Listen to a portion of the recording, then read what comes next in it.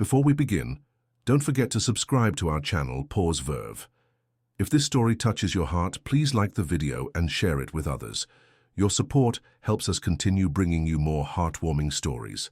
In the frost-kissed shadows of a Bozeman, Montana auction barn, where the air hung heavy with the scent of hay and despair, a story of redemption began to unfold, a tale that would weave together two broken souls against a backdrop of whispered cruelties and unspoken courage.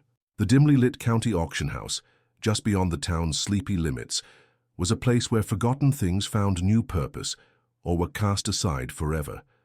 Tonight, a scarred Belgian Malinois named Coda, a once proud military dog, lay at the heart of this crucible, his trembling frame a silent testament to horrors endured. As sneers and laughter echoed through the crowd, a lone figure, a battle-worn veteran named Jake Sullivan, rose from the back, his steady voice cutting through the mockery to claim the dog no one else wanted.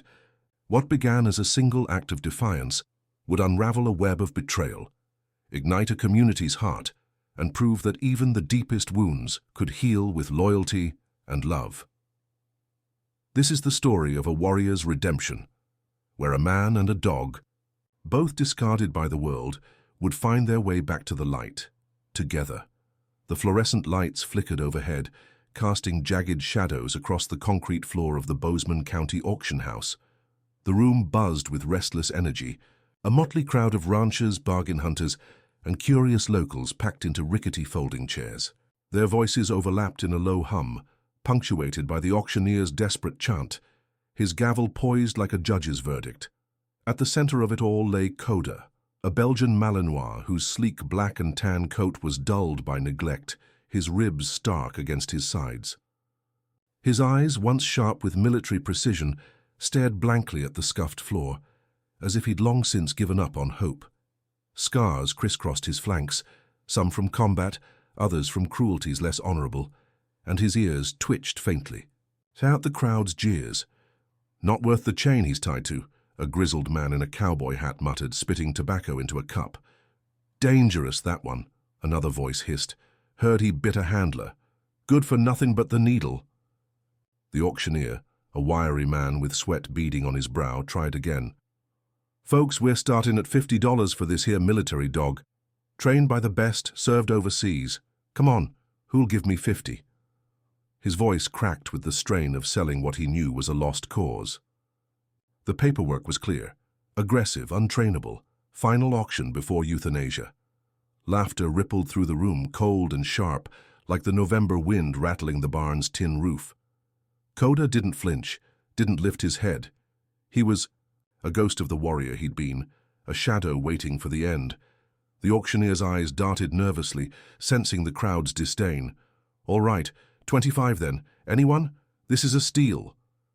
Silence answered, heavy and cruel, until a chair scraped loudly against the floor in the back row. Every head turned. A man stood, his silhouette broad but hunched, as if carrying an invisible weight. Jake Sullivan was 36, but the lines, etched into his face, spoke of years spent in places where survival was never guaranteed.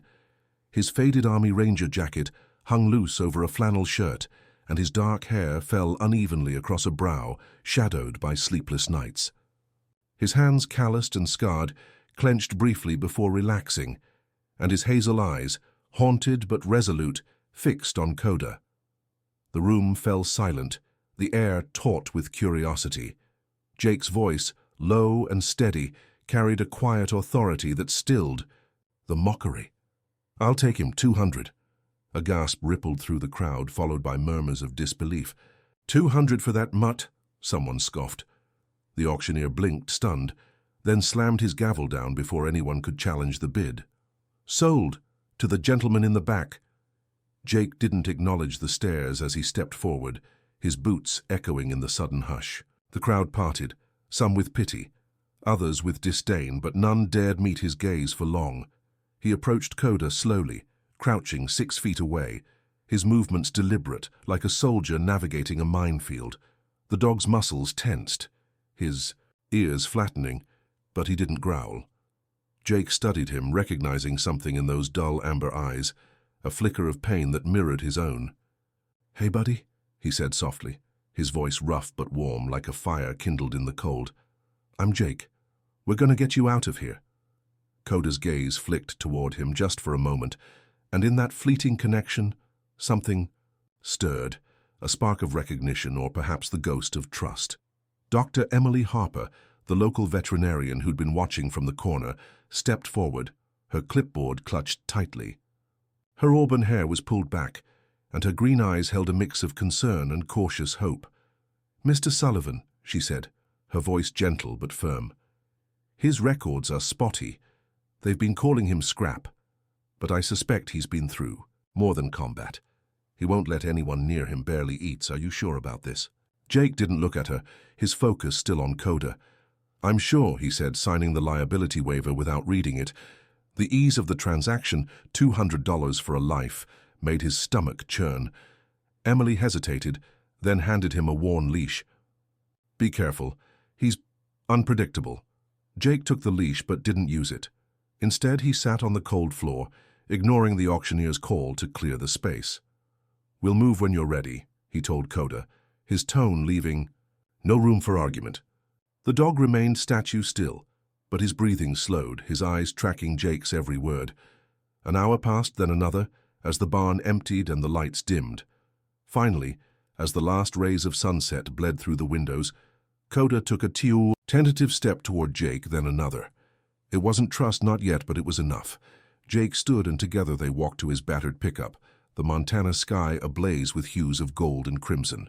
Emily watched them go, whispering, "Good luck," unsure if she meant it for the man, the dog, or both.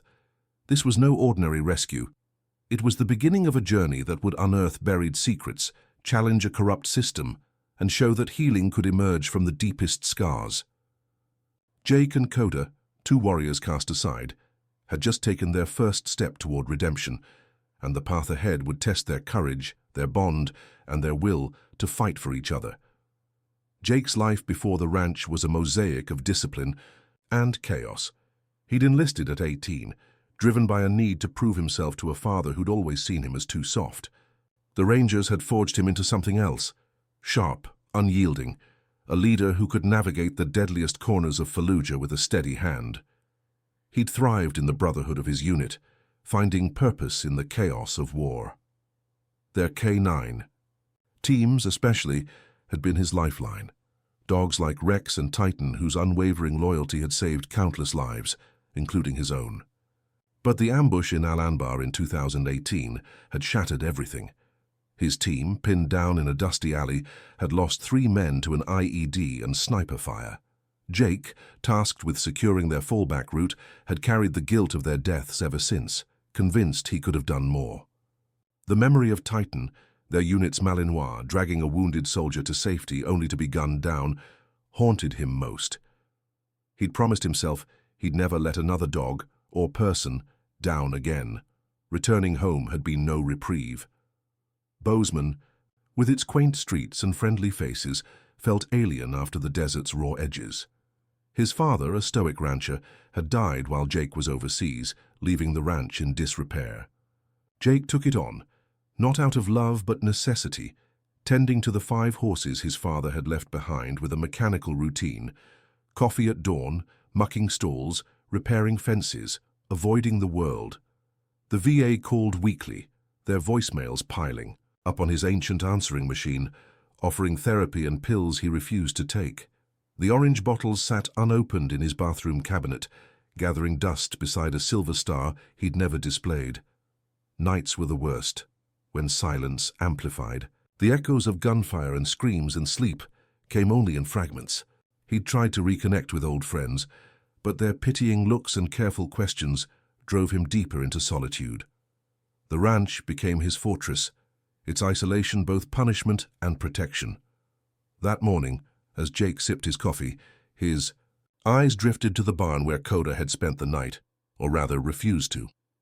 The dog's trembling silhouette was still visible near the fence line, a dark shape against the paling sky. Jake's decision to attend the auction hadn't been planned. He rarely left the ranch except for supplies, but a crumpled copy of the Bozeman Daily Chronicle had caught his eye 2 days prior. Tucked in the classifieds, 6 lines of text had burned into his mind. Former military dog. Aggressive. No training possible. Final auction before euthanasia. His hands had shaken as he read it. A rage he hadn't felt since Iraq flaring in his chest. Military dogs were supposed to be heroes, retired with honor, not sold off like scrap. He'd driven to the auction on instinct, telling himself he just wanted to see, not act. But seeing Coda, ribs stark, eyes vacant, scars telling a story, self-betrayal had undone him. It wasn't just pity, it was recognition. That dog was him, discarded, deemed useless, left to fade. Jake set his mug on the porch rail and ran a hand through his unkempt hair, his gaze lingering on Coda. The dog hadn't eaten, hadn't moved closer, but he was still there, watching. Jake knew the road ahead would be brutal. He wasn't a trainer. Wasn't even sure he could help himself, let alone a traumatized animal. Yet something about Coda's stillness, his refusal to give up despite everything, stirred a flicker of purpose Jake hadn't felt in years. He remembered his old sergeant's words. A ranger doesn't walk away from a fight, especially when it's for one of their own. Coda, with his military bearing buried under layers of fear, was one of their own. Jake's jaw tightened. He'd failed his team in Al-Anbar, failed Titan, but he wouldn't fail this dog. As the sun climbed higher, casting long shadows across the frost-dusted grass, Jake stepped off the porch, his boots crunching softly. He didn't approach Coda. Not yet. Instead, he leaned against the fence, giving the dog space, and spoke quietly, his voice carrying over the morning stillness. "We're in this together, buddy. I don't know how, but we'll figure it out." Coda's ears twitched, a small sign, but enough to keep Jake's hope alive.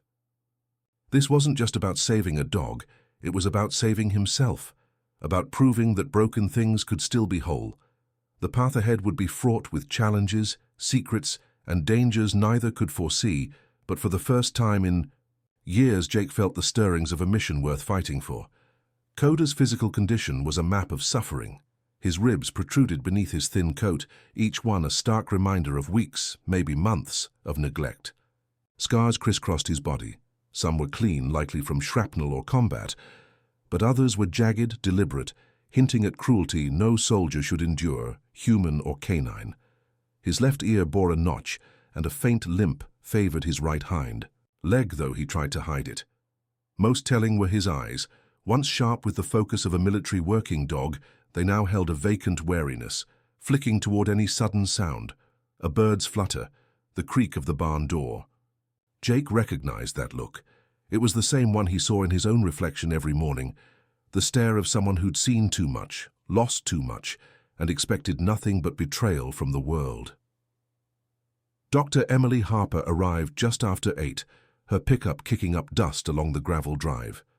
She stepped out, her auburn hair tied back, her green eyes scanning Coda with a mix of professional detachment and quiet empathy. Carrying a medical bag and a clipboard, she approached Jake, keeping her distance from the dog. "Morning, Mr. Sullivan," she said, her voice steady but laced with concern. "How's he doing?" Jake gestured toward Coda, who hadn't moved, his body low to the ground, muscles tensed. "He's still here," Jake said, his tone rough but soft. "Won't come near me, won't eat, just watches." Emily nodded, setting her bag down slowly to avoid startling Coda. "I managed to pull some records from the auction house, but they're incomplete. The military's tight-lipped about him." She flipped open her clipboard, revealing a single sheet of paper with sparse details. They called him Scrap because he was deemed worthless. No mention of his real name, just a service number, and a note about behavioral issues. He's been in that auction system for 3 weeks, caged, barely fed. Before that... She hesitated, her fingers tightening on the paper. "The scars, Jake.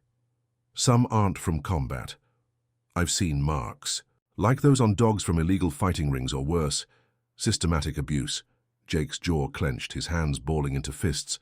He'd seen enough in Iraq to know what men were capable of, but the thought of a military dog, a hero who'd risked everything, being treated like that, ignited a slow-burning rage. "He served," he said, his voice low, almost a growl. "3 tours at least. They don't get to do this to him." Emily met his gaze, her expression softening. I know, but he's not just physically damaged. He's shut down, Jake. He won't let anyone touch him, not even to check his wounds. I tried at the auction, and he nearly took my hand off. This isn't just fear, it's trauma, deep and complex, like—" She trailed off, glancing at Jake, who looked away, knowing she'd seen the same pain in him. Jake crouched, keeping 6 feet between him and Coda, his eyes never leaving the dog. "Hey, Coda," he said, his voice calm, the same tone he'd used with his rangers to steady them before a mission. "I'm not gonna hurt you. You're safe here." Coda's ears flicked, but his body remained rigid, his gaze locked on Jake, with an intensity that felt like a challenge. Emily watched, her breath catching. "That's the first time he's responded to anyone," she whispered. "Keep talking to him. He's listening."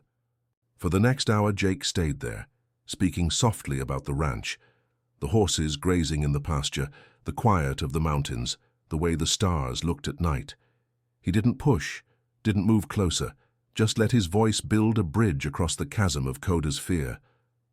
The dog's breathing slowed, his eyes losing a fraction of their wild edge. Emily, taking notes, spoke quietly. "He's a Belgian Malinois, bred for focus and loyalty. They don't break easily, but when they do, it's because someone betrayed them. Whatever happened to him, it wasn't just war. Someone he trusted hurt him badly." Jake nodded, his mind flashing to Titan, the Malinois from his unit, who died saving a soldier. He'd seen what those dogs could do, how they'd lay down their lives without hesitation. Coda had that same fire once, he was sure of it. "What's his name?" he asked, glancing at Emily. She shook her head. "No record of it. The military scrubbed his file, or someone did. All I know is he's about 6 years old, served in Iraq, and was retired under unusual circumstances." Jake looked back at Coda, his voice firm but gentle. "Your name's Coda now, no more scrap, that's not who you are." As Emily packed up, she handed Jake a list of care instructions: food, water, no sudden movements. "He's going to test you," she warned. "He might lash out, or he might shut down completely. You'll need patience, more than you think you have. And Jake—" She paused, her eyes searching his. "Be careful. He's not the only one who's hurting." Jake didn't respond, but her words landed like a stone in his chest. He watched her truck disappear down the drive, then turned back to Coda, who still hadn't moved. The dog's scars, his fear, his refusal to give up, they were a mirror to Jake's own soul. Saving Coda wasn't just about the dog, it was about proving that broken things could still be mended, that loyalty could outlast pain. But as the morning stretched on, with Coda's wary eyes fixed on him, Jake felt the weight of the challenge ahead, a challenge that would unearth secrets, test his resolve, and demand a courage he wasn't sure he still had. Jake had spent the afternoon preparing for Coda's arrival, though he felt woefully unprepared. He'd cleared a corner of the barn, laying down a thick bed of straw and setting out a bowl of high-protein kibble Dr. Emily Harper had recommended. He'd even dragged an old blanket from the cabin, hoping its softness might coax the dog to rest. But Coda hadn't touched the food, hadn't approached the water, and showed no interest in the shelter. Instead, he'd paced a tight circle near the fence line, his limp more pronounced in the evening chill, his ears twitching at every sound, the distant whinny of a horse, the rustle of leaves skittering across the gravel. Jake recognized the behavior from his ranger days, hypervigilance, the mark of a soldier who'd learned to expect danger in every shadow. It was a mirror to his own nights, when he'd jolt awake at the creak of a floorboard, his hand reaching for a weapon that was no longer there. He stood slowly, careful not to startle Coda, and walked to the edge of the porch, keeping his movements deliberate. The dog's head snapped toward him, muscles tensing, but he didn't growl. A small victory. "All right, buddy," Jake said, his voice low and steady, the same tone he'd used to calm his team in the chaos of a firefight. "You don't want the barn? That's fine. We'll do this your way." He sat on the cold ground, leaning against the porch post, and pulled his army jacket tighter around him. The temperature was dropping fast, but he wouldn't force Coda inside. Trust, he knew, couldn't be coerced. He'd learned that lesson in Iraq, watching handlers like his friend Marco build bonds with their K9s through patience, not commands. The stars began to emerge, pinpricks of light against an endless black, and Jake spoke softly, his words drifting into the night. "This place is quiet, Coda. Just you, me, and a few horses who don't ask questions. No cages, no chains. You can run as far as you want, but I'm hoping you'll stick around." He didn't expect a response, but talking felt right, like laying the first stones of a foundation. Coda's ears flicked, tracking Jake's voice, and for a moment his pacing slowed. The dog glanced toward the barn, then back at Jake, his eyes catching the moonlight, a fleeting glimmer of curiosity, or perhaps confusion. Jake held his gaze, keeping his body still, remembering Marco's advice. Never approach a military dog head-on. Let them come to you. Hours passed, the cold seeping into Jake's bones, but he didn't move. Coda had settled into a crouch, maintaining a careful 10 feet of distance, his body angled toward the open field as if ready to bolt. Jake's mind wandered to his own first night back in Bozeman, 3 years ago, when he'd sat on this same porch, staring at the stars, feeling like a stranger in his own life. The ranch had been his father's dream, not his, yet it had become his refuge, a place to hide from the world, from the VA's calls, from the guilt that gnawed at him like a wound that wouldn't heal. Coda, he realized, was hiding too, locked in a prison of fear and betrayal. "I get it," Jake murmured, his breath clouding in the air. "Trusting again is the hardest part." A coyote's howl pierced the silence, sharp and wild, and Coda's head jerked up, his body coiling like a spring. Jake stayed still, watching as the dog's hackles rose, his lips twitching in a silent snarl. But Coda didn't run, didn't lunge. Instead, he shifted closer to the barn, his eyes flicking too, Jake as if seeking reassurance. It was a small gesture, barely noticeable, but it sent a warmth through Jake's chest, like the first spark of a fire in a long winter. "You're okay," he said softly. "Just a coyote. They don't come near here." Coda's ears relaxed, slightly, and he lowered himself to the ground, still watching the darkness but no longer poised to flee. As midnight approached, Jake's legs cramped, and his coffee had long gone cold, but he refused to leave Coda alone. The dog hadn't eaten, hadn't drunk, and Jake knew hunger and thirst could push him to breaking. He thought of Dr. Harper's warning, "He's unpredictable, be careful." Yet sitting here, under the vast Montana sky, Jake felt a strange certainty.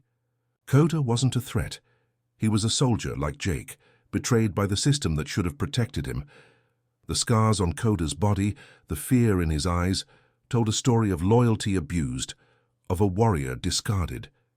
Jake's own scars, physical and otherwise, whispered a similar tale. They were two of a kind, bound by pain but not yet by trust. The night stretched on, and Jake's voice grew hoarse, but he kept talking, weaving stories of the ranch, of his father's old mare who'd outrun a storm, of the quiet mornings when the world felt whole. Coda listened, his breathing steadying, his eyes less wild.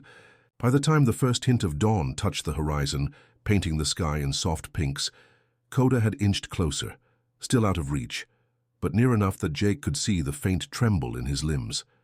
It wasn't a breakthrough, not yet, but it was a beginning. As the stars faded, Jake stood slowly, his joints protesting, and looked at Coda. "We'll get there," he said, a promise to them both. The first night had been a test, and they'd survived it. Together they'd face the battles to come, battles that would reveal Coda's past and challenge Jake to reclaim his own. The wind picked up, whipping dust and leaves across the yard, and the first fat drops of rain splattered the ground. Jake stepped off the porch, keeping his distance but closing the gap to the barn, hoping to coax Coda toward shelter. "Come on, Coda. Let's get you inside," he said, his tone calm but firm, like a squad leader rallying his team. Coda's hackles rose and a low growl rumbled in his throat, not directed at Jake, but at the storm itself. Lightning cracked, illuminating the ranch in stark white, and Coda broke. With a desperate lunge, he tore past the barn, his limp forgotten, and sprinted toward the open pasture, a black streak against the roiling sky. Jake cursed under his breath and grabbed his jacket, the rain now falling in sheets, soaking him instantly. He ran after Coda, his boots slipping in the mud, his heart pounding with a mix of fear and determination. "Coda!" he shouted, his voice nearly lost in the storm's roar. The dog was a ghost, vanishing into the darkness, driven by instincts. Jake could only guess it, memories of explosions, of handlers who'd pushed him too far, of a world where trust meant pain. The ranch's boundary stretched 2 miles, ending in a rocky drainage ditch that could turn deadly in a flash flood. Jake couldn't let Coda reach it, not like this. Lightning flashed again, revealing Coda's form ahead, his pace slowing as panic gave way to exhaustion. Jake pushed harder, his lungs burning, the rain stinging his face. He remembered Titan, his unit's Malinois, who'd run through gunfire to reach a wounded soldier, only to fall. He wouldn't lose Coda, a storm not to fear. "Coda, stop," he called, his voice raw but carrying the authority of a man who'd led men through hell. The dog faltered, his head turning, and Jake saw his chance. He slowed, raising his hands to show he meant no harm, and approached at an angle, just as he'd seen handlers do in training. Coda had reached the ditch, its banks already slick with runoff, and he stood cornered, trembling, his eyes wide with terror. The thunder rolled again, and he pressed himself against the muddy slope, his growl mixing with a high-pitched whine, a sound that cut Jake to the core. He stopped 10 feet away, dropping to his knees in the mud, rain streaming down his face. "Hey, buddy," he said, his voice softening, barely audible over the storm. "I know what it's like. That sound, it's like mortars, isn't it? Like the world's coming apart. I hear it too every damn night." Coda's ears twitched, his gaze locking onto Jake's, and for a moment, the storm seemed to fade. Jake kept talking, his words spilling out, raw and unfiltered. "In Iraq, I lost my team. 3 guys, good guys, gone because I didn't see the trap. I wake up hearing their screams, smelling the smoke. I know what it's like to be scared, to feel like you can't trust anything." He paused, his throat tight. "But you're not there anymore, Coda. You're here with me, and I'm not going to let anything hurt you." The rain pounded, but Coda's trembling eased, his whine fading. Jake stayed still, his jacket heavy with water, his knees sinking into the mud. He didn't know how long they sat there, minutes, maybe hours, as the storm raged around them. Then, slowly, Coda took a step forward, his head low, his eyes still wary but searching. Another step, then another, until he was close enough for Jake to see the rain matting his fur, the scars glistening under the lightning's glow. Coda stopped, just out of reach, and sat, his gaze never leaving Jake's. It wasn't surrender, but it was a choice, a tentative willingness to stay. Jake let out a shaky breath, a warmth spreading through him despite the cold. "That's it, buddy," he whispered. "We're in this together." The storm began to quiet, the thunder rolling farther away, and Jake stood slowly, gesturing toward the ranch. "Let's go home." Coda hesitated, then followed, keeping his distance but matching Jake's pace, their footsteps squelching in the mud. By the time they reached the porch, dawn was breaking, the clouds parting to reveal a sky streaked with pink and gold. Coda stopped at the fence line, still wary, but he looked at Jake with something new in his eyes, a flicker of trust, fragile but real. Jake sank onto the porch steps, soaked and exhausted, but a smile tugged at his lips. The storm had been there. First true test, and they'd faced it together, not as handler and dog, but as 2 survivors finding their way. Coda's small steps toward him were a victory, a promise that the road ahead, though fraught with challenges and secrets, could lead to healing. As the sun rose, casting long shadows across the ranch, Jake knew this moment was only the beginning of a fight that would demand everything they had. The morning after the storm dawned crisp and clear, the Montana air carrying a faint chill that sharpened the senses. Jake Sullivan sat at his kitchen table, a mug of coffee gone cold in his hands, his eyes fixed on the papers Dr. Emily Harper had left behind. Coda, the Belgian Malinois he'd rescued, lay just outside the open door, his scarred body bathed in sunlight, closer to the cabin than ever before. The storm had shifted something between them, a fragile trust forged in mud and rain, but Jake knew trust alone wouldn't heal the wounds Coda carried. The dog's past, shrouded in mystery and marked by cruelty, held the key to his recovery, and Jake felt a growing resolve to uncover it. As Emily's truck rumbled up the drive, her arrival promised answers that would unravel a dark chapter of Coda's life, connecting their shared history in ways Jake could never have imagined, and setting them on a path toward justice and redemption. Jake stood as Emily stepped out, her auburn hair catching the morning light, a thick manila envelope tucked under her arm. Her green eyes were grave, and the set of her jaw told Jake she'd found something significant. Coda lifted his head, his amber gaze tracking her approach, but he didn't retreat, a small sign of progress that didn't go unnoticed. "Morning, Jake," Emily said, her voice steady but tinged with urgency. She joined him at the table, spreading out the envelope's contents. A handful of military documents, some stamped with red classified marks, others heavily redacted. "I called in a favor with a friend at the Pentagon. It wasn't easy, but we got partial records on your dog. His real name is Coda. Lucky guess on your part.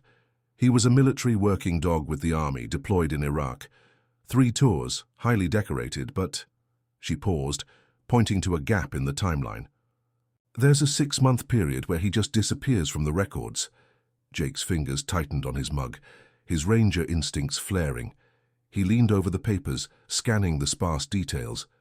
Coda's service record listed commendations for detecting explosives, saving lives in multiple operations, but the final entry was curt: retired. Behavioral issues, transferred to civilian auction. His eyes narrowed at the name of Coda's last handler, Colonel Richard Vance, Special Operations Command. The name struck a chord, a faint memory from his own deployment, but it was the training, logs that made his blood run cold. "Look at this," he said, pointing to a series of entries. They were running him 20 hours a day, no rest, stress tests, enhanced conditioning. No dog can handle that. Emily nodded, her expression darkening. "It's worse. I cross-referenced his medical records. The scars we saw, some are from combat, but others..."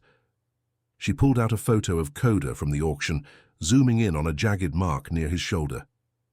"These are consistent with shock collars used at high intensity, repeatedly. And there's evidence of untreated infections, like someone patched him up just enough to keep him working." She hesitated, her voice dropping. "Jake, he was abused systematically by someone with authority. The military doesn't just lose a dog like Coda. Someone wanted him gone." Jake's jaw clenched, his mind racing back to Iraq, to the chaos of his final mission in Al-Anbar. He'd heard rumors about Vance, a hardline officer who ran an experimental K9 program, pushing dogs beyond their limits to prove his methods. Jake's unit had worked alongside Vance's team briefly, and he remembered Coda, or a dog like him, alert and focused, sniffing out an IED that saved their convoy. His heart sank as a realization hit. "He was there," Jake said, his voice barely above a whisper. "Al-Anbar 2018, the ambush where I lost my team. Coda was with the advance unit. I saw him save lives that day." Emily's eyes widened. "You knew him?" Jake shook his head, his gaze drifting to Coda, who watched them from the doorway, ears pricked. "Not personally, but I remember a Malinois, fearless, pulling a wounded soldier to safety. If that was Coda..." He trailed off, the weight of the connection settling over him. Coda hadn't just survived war, he'd survived betrayal, punished for his loyalty. Jake's guilt over his team's loss, the gnawing belief he'd failed them, now intertwined with Coda's story. They were survivors of the same battle, bound by a shared scar. Emily pulled out another document, this one a single page with heavy, black redactions. "This is from Vance's program. It mentions a corrective training phase after Coda's last deployment. The dates line up with your mission. Whatever happened in those 6 months, it broke him, Jake. And then they buried. His record sent him to that auction to disappear." She leaned forward, her voice fierce. "I've got a contact digging deeper, but Vance is still active, running a private security firm now. If he's covering something up, Coda's a loose end." Jake's hands trembled as he studied the papers, his anger tempered by a growing determination. Coda wasn't just a dog. He was a witness, a hero discarded to protect someone's secrets. He looked at Coda, who had risen and taken a tentative step toward the table, his eyes fixed on Jake, with an intensity that felt like recognition. "So you knew, didn't you?" Jake said softly. "You tried to do your job and they punished you for it." Coda's ears twitched, and for the first time, he didn't flinch when Jake met his gaze. It was as if the dog understood, not the words but the weight of their shared pain. Emily gathered the papers, her voice resolute. "We need to be careful, Jake. If Vance is involved, he's got connections, military, private sector. People like that don't let loose ends walk away." Jake nodded, his mind already shifting to strategy, the ranger in him awakening. He'd failed his team in Al-Anbar, but he wouldn't fail Coda. This wasn't just about healing a dog anymore. It was about justice, about exposing the truth buried in those redacted files. He stood walking to the door where Coda waited, and crouched, keeping his distance but holding the dog's gaze. "We're going to find out what happened to you," he promised, "and we're going to make it right." Coda tilted his head, a faint spark in his eyes, as if sensing the shift in Jake's resolve. The morning sun climbed higher, casting long shadows across the ranch, and Jake felt a fire kindling within him, a purpose that had been dormant since Iraq. Uncovering Coda's past would lead them into dangerous territory, but it would also bind them closer, two warriors fighting for redemption in a world that had tried to break them. Jake's nights had been restless, his dreams a tangle of Al-Anbars, dust and gunfire, now laced with images of Coda's scarred flanks and haunted eyes. He'd taken to sleeping with the cabin door open, hoping Coda might one day cross the threshold, but the dog preferred the open yard, where he could watch the stars and bolt if needed. This morning, Jake had woken to a soft whimpering, a sound, so faint he'd thought it was the wind. Stepping onto the porch, he'd found Coda caught in the grip of a nightmare, his legs twitching, his muzzle quivering with soft cries that tore at Jake's heart. The dog's pain was a mirror to his own, a reminder of the nights he'd woken gasping, the faces of his lost team vivid in the dark. He set the book aside and leaned forward, his voice low and steady, the same cadence he'd used to calm his rangers in the field. "Hey, Coda," he said softly. "You're safe, buddy. It's just a dream. You're on the ranch, in Montana. The war's over." Coda's eyes snapped open, wild and disoriented, his body tensing as if expecting a blow. Jake stayed still, his hands visible, his posture open. He'd seen this in soldiers, trauma so deep it turned rest into a battlefield.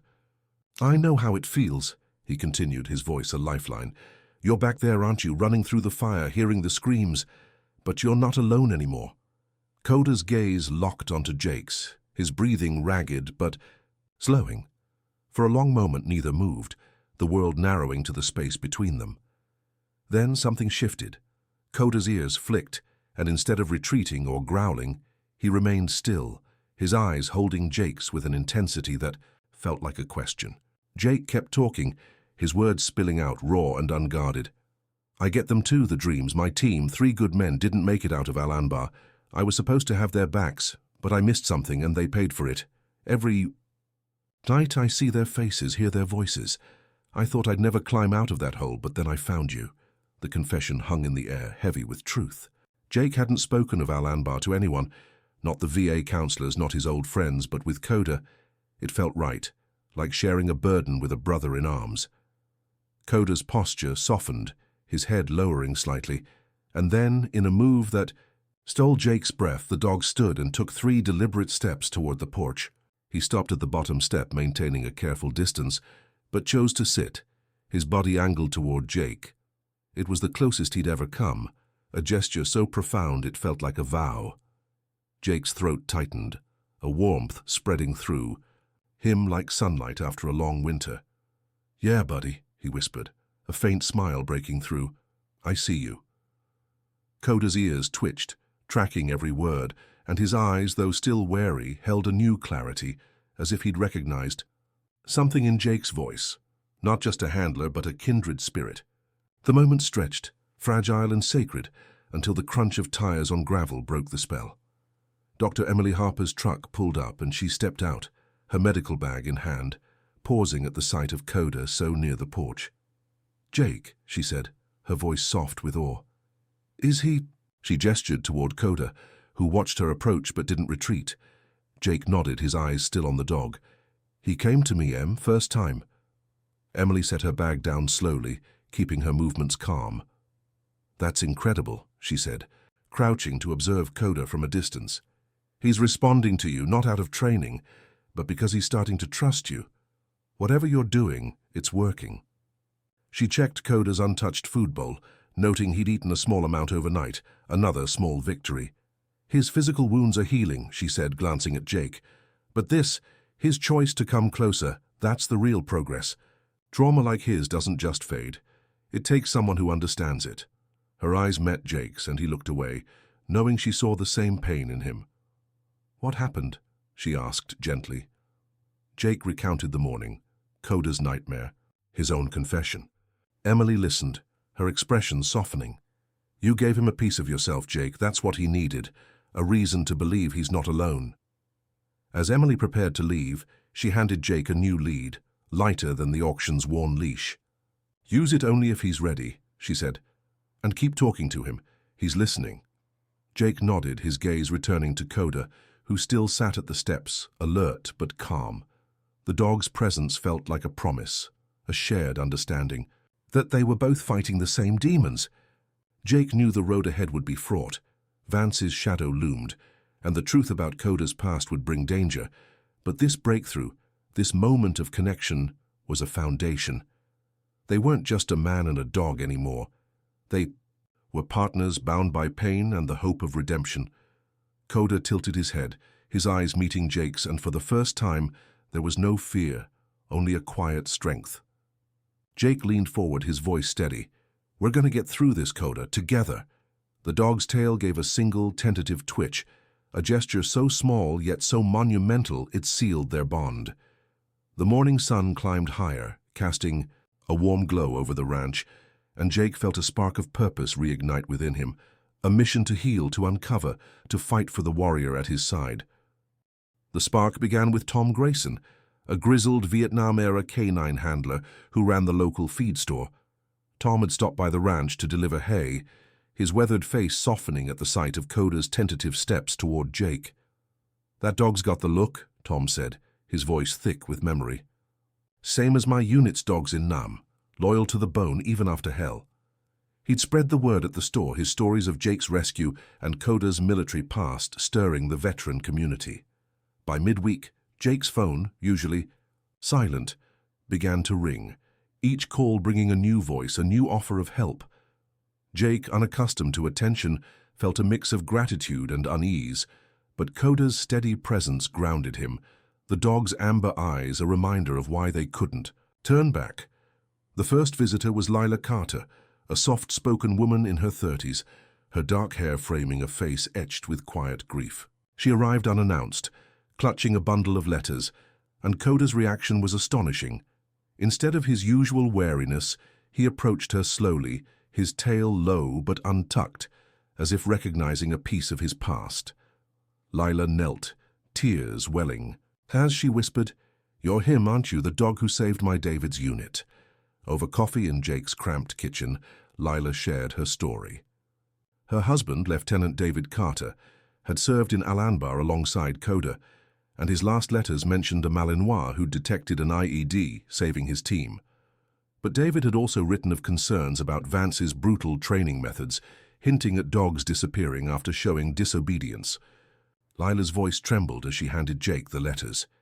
David was gathering evidence. He died before he could act, but Coda, he's proof of what David fought for. Jake read the letters late into the night, Coda lying nearby, his ears twitching at every mention of David's name. The words painted a picture of a dog pushed beyond endurance, punished for instincts that saved lives. Jake's resolve hardened. He wasn't just saving Coda. He was honoring David's sacrifice and countless others betrayed by Vance's cruelty. Lila's visit ignited a ripple effect. Tom organized a gathering at the feed store where veterans shared stories of their own canine partners, their voices thick with pride and loss. They pledged to protect Coda, offering supplies, security advice, and connections to military contacts who could dig into Vance's past. The community's children joined in, led by 10-year-old Sophie Reed, daughter of the local school principal. Inspired by her father's stories of military dogs, Sophie launched a Save Coda campaign, her handmade posters decorating shop windows across Bozeman. She and her classmates raised $1,500 through a bake sale, delivering the funds to Jake. With wide-eyed earnestness, Coda, sensing their innocence, allowed Sophie to approach, his head lowering as she offered a tentative pat. "He's a hero," Sophie declared, her voice fierce. "We're his friends now." Jake, overwhelmed, managed a gruff thank you, his heart swelling at the sight of Coda's gentle response, a stark contrast to the auction's broken creature. Sheriff. Maria Delgado, a former Marine, made an unofficial visit, her patrol car idling as she surveyed the ranch. "Heard about your dog," she said, her dark eyes assessing Coda with respect. "This town's got a soft spot for warriors, human or canine. My deputies will keep an eye on your road. No one's getting near him without us knowing." True. To her word, patrol cars began passing the ranch, their presence a quiet reassurance. Maria shared her own story of a K-9 partner lost in Afghanistan, her voice steady but heavy. "Coda's one of ours. We don't let ours fall." Local veterinarians rallied too, with Dr. Emily Harper coordinating a network of clinics to ensure Coda's care was safe from interference. Her colleagues offered free checkups and trauma expertise, their support a lifeline as Jake navigated Coda's recovery. Emily, now a regular at the ranch, marveled at Coda's progress. "He's responding to the community's energy," she told Jake, watching Coda accept a treat from Tom. "He senses they're fighting for him just like you are." The turning point came during a Sunday barbecue Tom hosted at the ranch, a rare gathering that drew 24 veterans and their families. Coda moved among them with cautious curiosity, his military bearing flickering through his wariness. When a toddler stumbled near him, Coda didn't flinch, instead nudging the child gently back to her mother, earning gasps and murmurs of awe. Lila, watching from the sidelines, clutched David's letters, her eyes shining. "He remembers what it's like to protect," she said to Jake. "You're giving him back his purpose." As the sun set, Tom raised a glass, his voice carrying over the crowd. "To Coda and to Jake, for reminding us what loyalty looks like. Vance might have power, but he's got nothing on this town." The group cheered, and Coda, lying near Jake's feet, lifted his head, his eyes clear and alert. Jake felt a surge of pride, not just for Coda, but for the community that had embraced them. They weren't alone anymore. The fight to expose Vance's crimes, to protect Coda, had become a shared mission, binding them in a way Jake hadn't felt since his ranger days. Coda stood, brushing against Jake's leg, a fleeting touch, but the first he'd initiated. Jake's breath caught, a smile breaking through. "We've got an army now, buddy," he whispered. The community's support had transformed the ranch into a stronghold, but it had also awakened Coda's spirit, proving that love and loyalty could mend even the deepest wounds. Yet, as the stars emerged, Jake knew the battle was far from over. Vance's shadow loomed, and the truth would come at a cost. Jake's days had been a blur of activity since the community rallied. Sheriff Delgado's patrols, Tom Grayson's veteran network, and Lila Carter's evidence had turned the ranch into a fortress of purpose. Coda, bolstered by the town's support, had grown bolder, allowing brief touches from Jake and even resting inside the cabin's doorway at night. Yet Jake's sleep remained fitful, haunted by the redacted military files and Lila's letters detailing Vance's abuses. He knew Vance, now running a private security firm, wouldn't let Coda, a living testament to his crimes, walk free. The dog's survival was a threat to a lucrative empire built on fear and exploitation, and Jake felt the weight of that truth with every passing day. The trouble began at midnight, when Coda's low growl broke the silence, his ears pivoting toward the access road. Jake, already awake, grabbed his flashlight and stepped outside, his ranger instincts on high alert. Coda stood rigid, his hackles raised, his gaze fixed on a faint glint in the distance, headlights switched off but briefly catching the moonlight. Jake's pulse quickened. "Easy, buddy," he whispered, his hand hovering near the knife he kept tucked in his belt. He'd prepared for this, knowing Vance's men might come, but the reality hit like a cold wave. Coda's growl deepened, not fear but defiance, a soldier ready to defend his ground. Two black SUVs crept closer, their engines barely audible, stopping at the road's end. 3 men stepped out, their silhouettes military precise, clad in dark, tactical gear. Jake recognized the type. Private contractors, loyal to money, not honor. Coda positioned himself between Jake and the approaching figures, his stance low and deliberate, his training resurfacing with chilling clarity. The lead, man broad-shouldered with a clipped voice, called out, "Mr. Sullivan, we're here on behalf of Vance Security. No need for trouble. Hand over the dog and we walk away." Jake's jaw tightened, his voice steady despite the adrenaline surging through him. "Coda's not property. He's a soldier, and he's home. You're on private land. Leave, or I call the sheriff."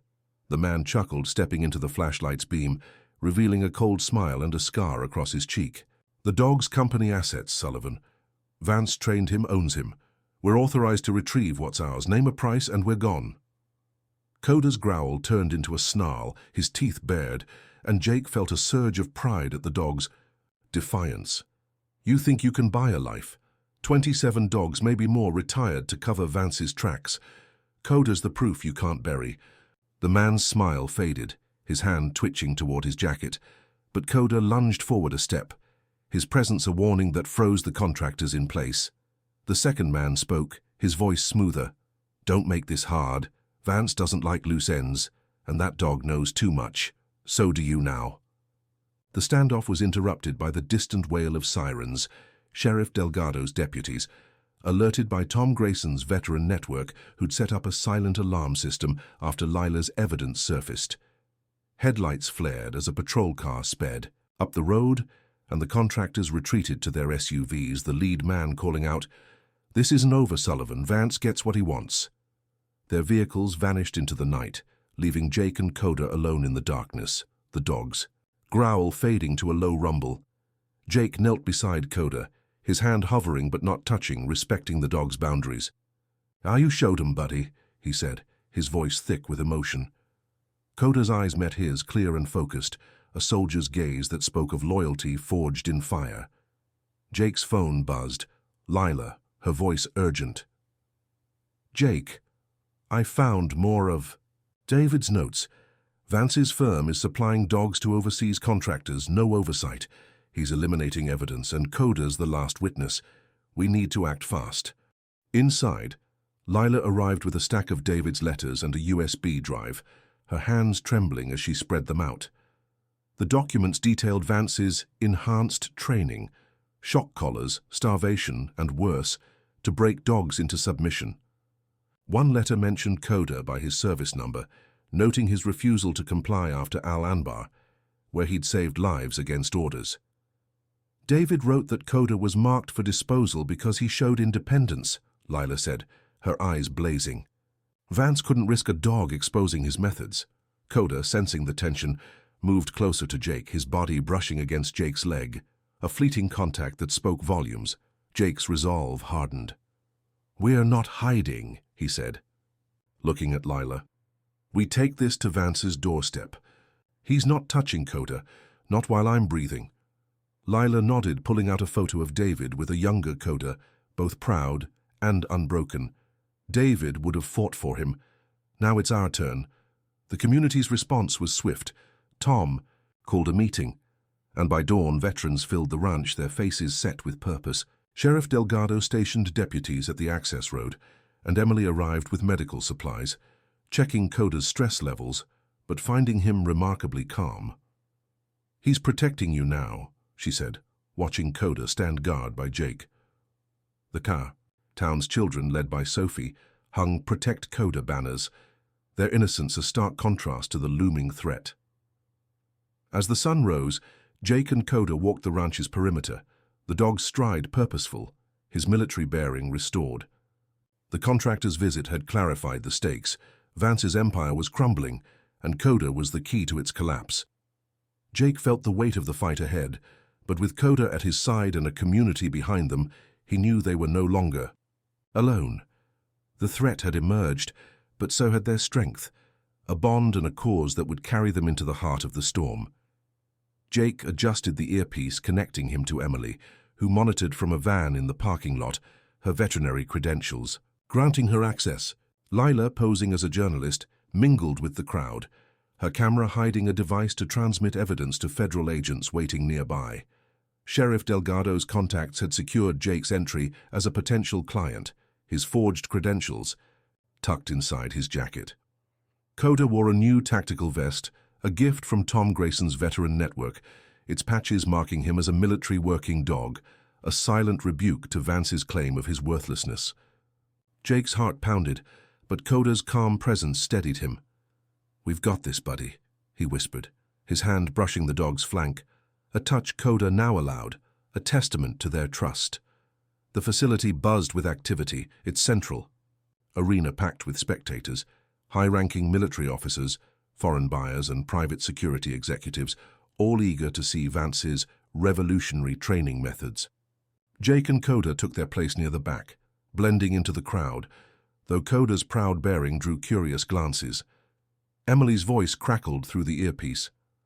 "Vance's security is tight. Stay low until Lila distributes the evidence. Agents are 5 minutes out."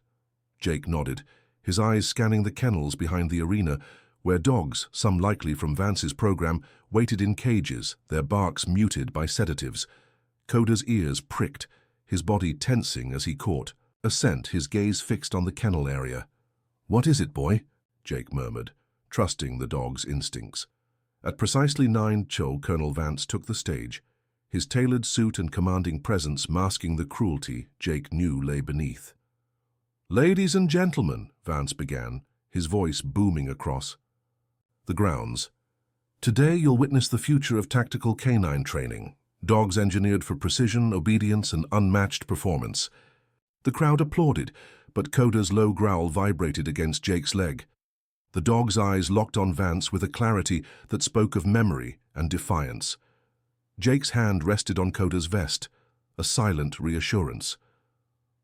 "Not yet," he whispered. Lila moved through the crowd, discreetly handing out packets of David Carter's letters and medical reports, her journalist cover allowing her to approach key figures. The documents detailed Vance's abuses, shock collars, starvation, and the elimination of dogs like Coda who resisted his methods. Jake watched as officers and buyers frowned, flipping through the pages, murmurs of unease rippling through the stands. Emily's voice came through. "They're moving dogs out the back, Jake. Looks like they're destroying evidence." Kennel. "Sector now." Jake and Coda slipped away, moving toward the kennels with the stealth of a ranger and his canine partner. The back area was guarded, but Coda's presence, alert, authoritative, gave the handlers pause. 2 men were loading a sedated German shepherd into a van, their movements hurried. Jake stepped forward, his voice cutting through the tension. "Stand down. Federal investigation in progress. That dog's not going anywhere." The handlers hesitated, one lowering a tranquilizer gun, his eyes darting to Coda. "Is that Coda?" he stammered, recognizing the dog's service number on his vest. "They said he was put down." Before Jake could respond, Vance's voice rang out, sharp and controlled. "Problem, gentlemen."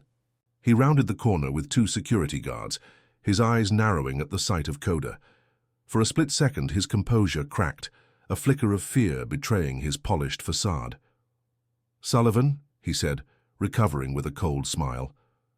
"I expected you'd crawl out of your hole eventually. That dog's a liability, unstable, dangerous. Hand him over and we'll call it even." Jake stood his ground, Coda at his side, the dog's posture impeccable, a military working dog in full command of his training. "Unstable," Jake said, his voice steady. "He saved lives in Al-Anbar, lives you endangered with your torture. 27 dogs, Vance, eliminated to hide your failures. Coda's the proof you can't erase." The crowd, drawn by the commotion, began to gather, military officers and buyers clutching Lila's packets, their faces a mix of shock and anger. Vance laughed, but it was hollow, his eyes darting to the growing audience. "You're delusional, Sullivan. A washed-up ranger with a broken mutt. Security, remove them.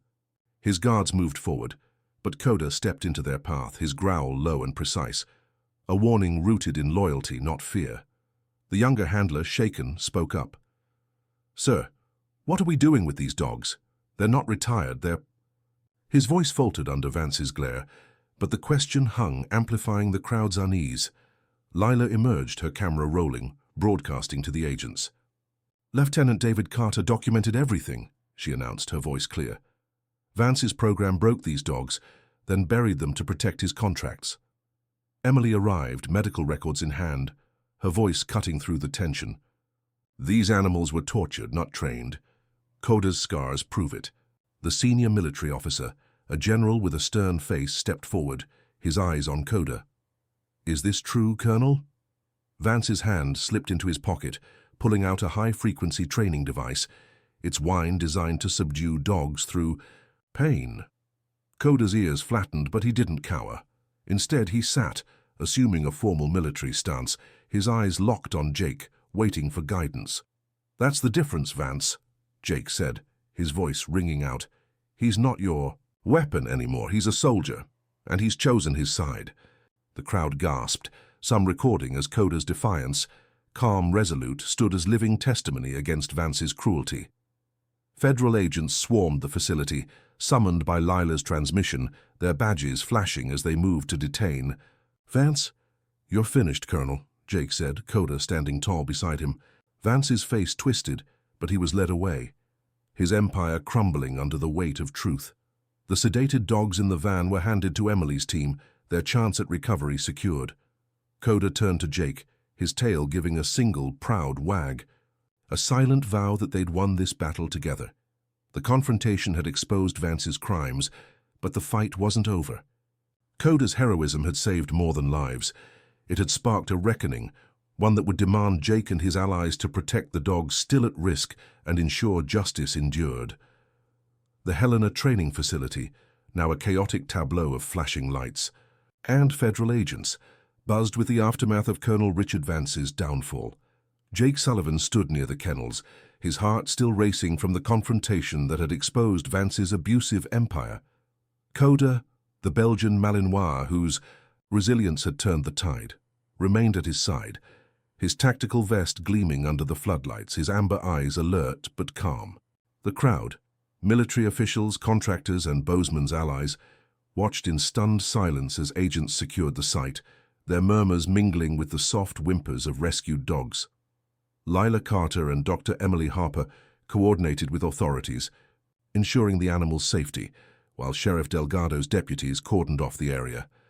But as the dust settled, a new crisis erupted, testing Coda's courage and cementing his legacy as a hero. In a moment of selfless bravery, Coda would risk everything to save his own, proving that his spirit, forged in war, tempered by pain, and restored by love, could shine brightest in the face of danger. The air grew tense as agents began transferring the sedated dogs from Vance's kennels to veterinary vans. Their movements hurried to protect the animals from further trauma. Jake, Coda at his heel, assisted Emily in checking the dog's conditions, his ranger training keeping him focused despite the adrenaline coursing through him. Lila, clutching David's letters, documented the scene, her camera capturing the evidence that would ensure Vance's prosecution. The community's presence, Tom Grayson and his veterans, Sophie Reed with her Save Coda banner, stood as a testament to their shared victory. Yet, a faint crackle in the distance, followed by the acrid scent of smoke, shattered the fragile. "Calm fire," shouted a handler, pointing to the kennel building's rear, where flames licked the wooden frame, likely set by one of Vance's loyalists to destroy remaining evidence. Panic erupted, the crowd scattering as agents radioed for fire crews. Emily's face paled as she scanned the kennel manifest. "2 dogs are still inside," she said, her voice tight. "Young shepherds, heavily sedated. They're trapped in the west wing." The fire spread rapidly, black smoke billowing into the night, and the building's structure groaned under the heat. Firefighters were minutes away, too late for the dogs inside. Jake's eyes met Coda's, a silent understanding passing between them. The Malinois' ears pricked, his body tensing with the instincts of a soldier who'd run through hell to save his own. Before Jake could stop him, Coda bolted toward the burning kennel, his form a blur against the flames. "Coda, no!" Jake yelled, lunging after him, but Tom Grayson grabbed his arm, his voice firm. "He knows what he's doing, son. Trust him." Jake's heart pounded, torn between fear and awe as Coda disappeared into the smoke, his tactical vest swallowed by the inferno. Inside, Coda navigated the choking haze, his training as a military working dog guiding him through the chaos. The heat was oppressive, the crackle of flames deafening, but Coda's focus was unshakable. He found the two shepherds, their bodies limp in their cages, the sedation rendering them helpless. Using his teeth, he pried open the first cage's weakened latch, a skill honed in combat searches, and nudged the dog awake, urging it toward the exit. The second cage was harder, its lock jammed, but Coda rammed it with his shoulder, ignoring the burns searing his flank. The shepherd stirred, and Coda guided both dogs through the smoke, his bark sharp and commanding, a beacon in the dark. Outside, Jake stood frozen, his eyes locked on the kennel's entrance, the flames now engulfing the roof. The crowd held, its breath, Lila's camera trembling in her hands, capturing the moment for the world. Emily clutched her medical bag, ready to act, while Sophie whispered, "Come on, Coda, you can do it." Then through the smoke, two staggering shapes emerged. The young shepherds, coughing but alive, stumbling into the arms of waiting handlers. Cheers erupted, but Jake's gaze remained fixed, his heart in his throat. Where was Coda? A deafening crash shook the ground as a burning beam collapsed, blocking the kennel's main exit. Jake tore free from Tom's grip, ready to run in, but Emily shouted, "Wait!" A second later, Coda burst through a weakened sidewall, his body slamming against the charred wood to create an escape. He collapsed yards from the building, his coat singed, his breathing labored as the kennel caved in behind him. Jake reached him in seconds, dropping to his knees, his hands hovering over Coda's trembling form. "You did it, buddy," he choked out, tears cutting through the soot on his face. "You saved them." Emily rushed forward, her medical team in tow, assessing Coda's injuries. "Severe burns on his left side, smoke inhalation," she reported, her voice professional but shaking. "We need to get him to the clinic now." Handlers secured the shepherds, their recovery assured, but Coda's condition was critical. Jake lifted him gently, cradling the dog's weight, and carried him to Emily's van, the crowd parting in silent respect.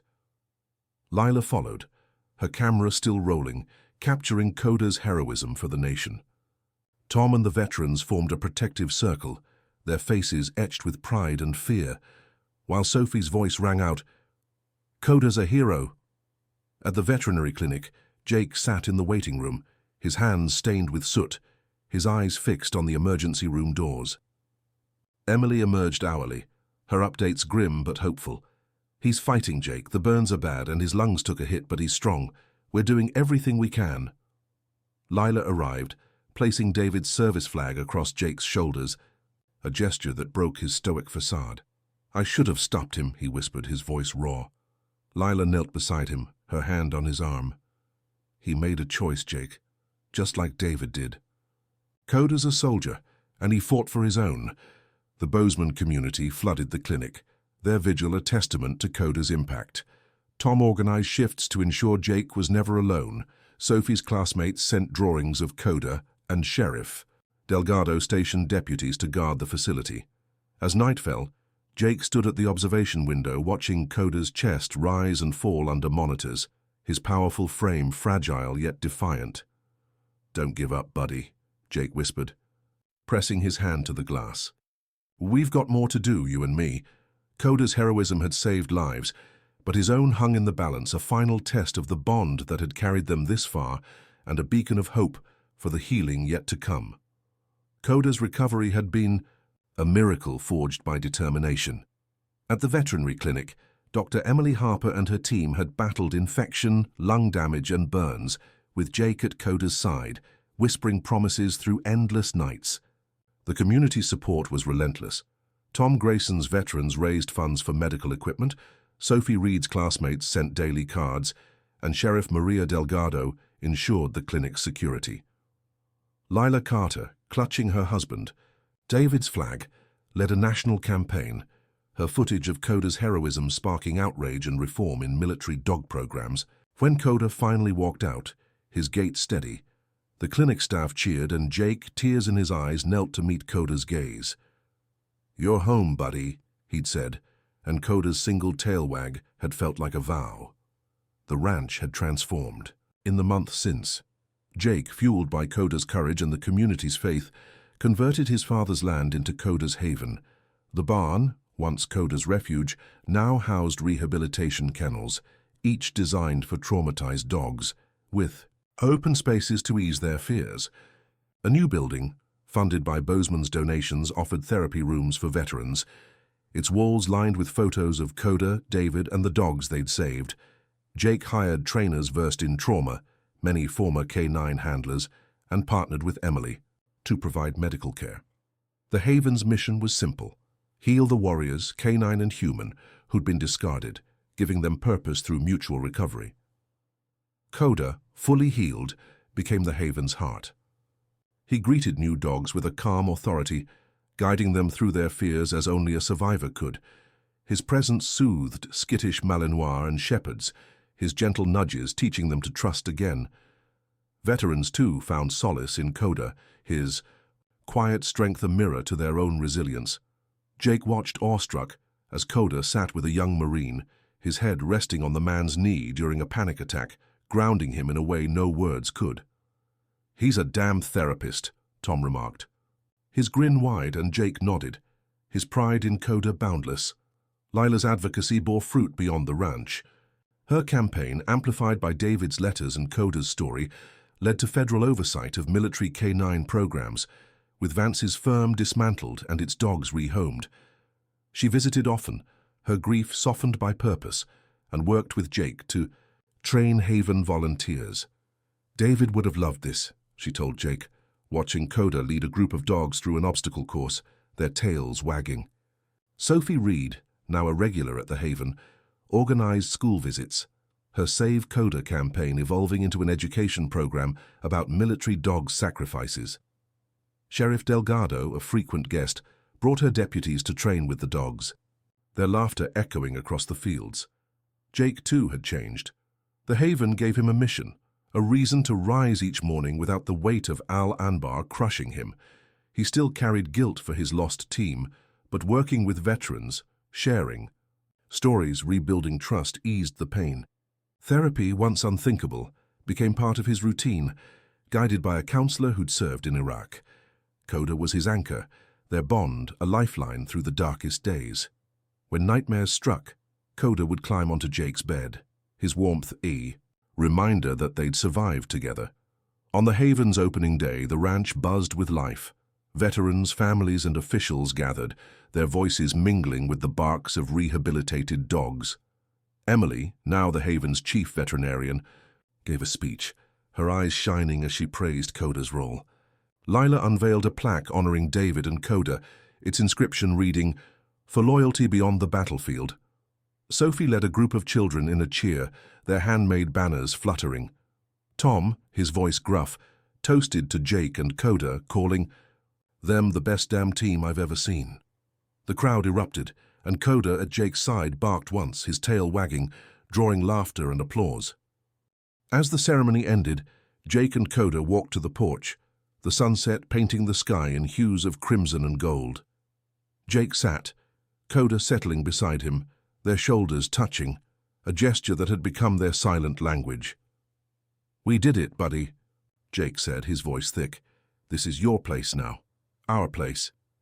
Coda's eyes met his, clear and steady, a warrior's gaze softened by love. The Haven's lights glowed behind them, veterans and dogs moving through the dusk, their laughter a promise of healing.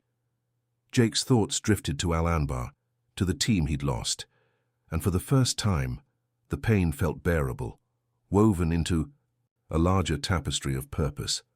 Coda's Haven wasn't just a sanctuary, it was a testament to resilience, to the power of second chances. Lila joined them, her smile warm, and handed Jake a photo of Coda from his military days, proud and unbroken. "He's still that dog," she said, "and you're still that ranger." Jake nodded, his hand resting on Coda's back. The dog, leaning into the touch, the stars emerged bright against the Montana night, and Jake felt a peace he hadn't known since before the war. Coda's haven would grow, its mission spreading to save more dogs, more veterans, its impact rippling far beyond Bozeman. But for now, this moment, Jake and Coda, side by side, watching the world turn, was enough. Their journey, born in an auction's cruelty, had led to this, a new beginning where loyalty and love could mend even the deepest wounds, and where two warriors, human and canine, had found their forever home.